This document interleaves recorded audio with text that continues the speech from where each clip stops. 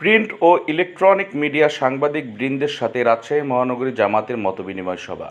বৈষম্য বিরোধী ছাত্র আন্দোলন পরবর্তী অন্তর্বর্তীকালীন সরকারের সময়ে ভয়াবহ বন্যা ও রাজশাহী মহানগরী সহ দেশের রাজনৈতিক ও প্রশাসনিক পরিস্থিতিতে প্রিন্ট ও ইলেকট্রনিক মিডিয়া সাংবাদিক বৃন্দের সাথে মতবিনিময় সভা অনুষ্ঠিত হয়। সভাটি রাজশাহীর একটি রেস্তোরাঁয় অনুষ্ঠিত হয়।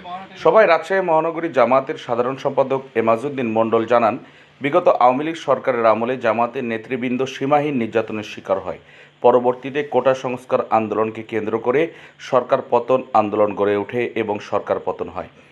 কোটা সংস্কার আন্দোলনে রাজশাহী মহানগরী ছাত্র শিবিরের সাংগঠনিক সম্পাদক আলী রায়হান সহ বিগত সরকারের আমলে রাজশাহীতে মোট 11 জন জামাত শিবিরের নেতাকর্মী নিহত হন। মহানগরীর আমির ডক্টর কেরামত আলী বলেন, বিগত সরকারের আমলে আমাদের দেওয়ালে পিঠ থেকে গেছিল। আল্লাহ আমাদের সে পরিবেশ থেকে মুক্তি দিয়েছেন। আমরা যেন মুক্ত পরিবেশ পেয়েছি, সেটার যেন আমরা সঠিক ব্যবহার করতে পারি।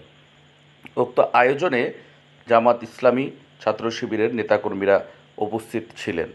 উক্ত আয়োজনে সভাপতিত্ব করেন মহানগর জামাতের আমির ডক্টর মাওলানা কেরামত আলী।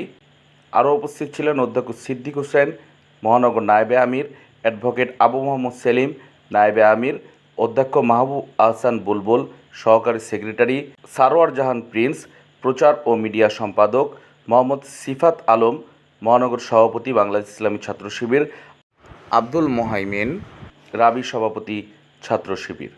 অভিনব টিভি, রাজশাহী।